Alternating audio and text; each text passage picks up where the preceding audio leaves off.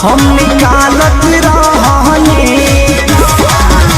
बेलत बेलत हम बेहालत रहनी, पियावा गलत रहे हो हम निकालत रहनी, पियावा गलत रहे हो हम निकालत रहनी।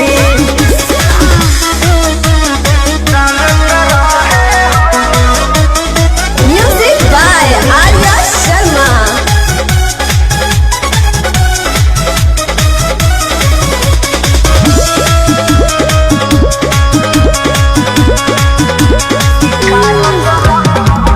होत गद बेर लिहले घरवा में घेर, पियवा चूल्हिया तयाइले कहनी मनवना भइल, बोर के बिछावाना तलावाना लगाइले।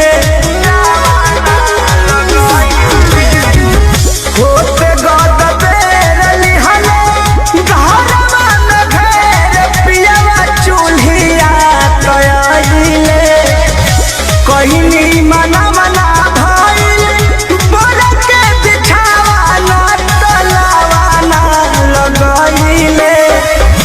टेंशन न हमहू कुछ पालत रहनी हो, टेंशन न हमहू कुछ पालत रहनी, पियवा डालत रहे हो हम निकालत रहनी, पियवा डालत रहे हो हम निकालत रहनी।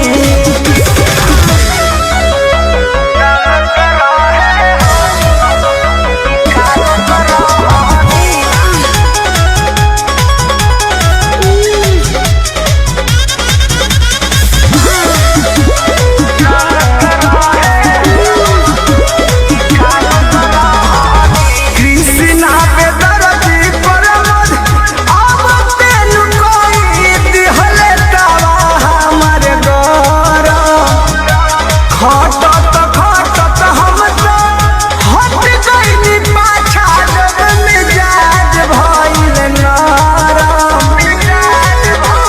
ए हो कृष्णा पे दर्दी परमद अब तेनु कोई दिहले तवा हमर गरम, खटत खटत हम तो हट गइनी पाछा, जब मिजाज भइल नरम।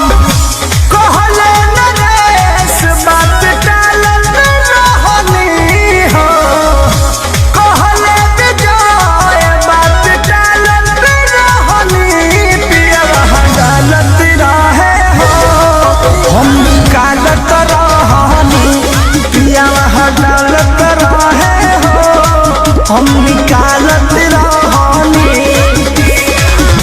चलनी में आटा हम चलत रहनी, पियवा डालत रहे हो हम निकालत रहनी, पियवा डालत रहे हो हम निकालत रहनी। बेलत बेलत हम बेहालत रहनी, पियवा डालत रहे हो हम निकालत रहनी, पियवा डालत रहे हो हम निकालत रहनी। अगर आपने अभी तक हमारे YouTube चैनल सब्सक्राइब नहीं किया है तो जल्द से जल्द सब्सक्राइब करें और नए नए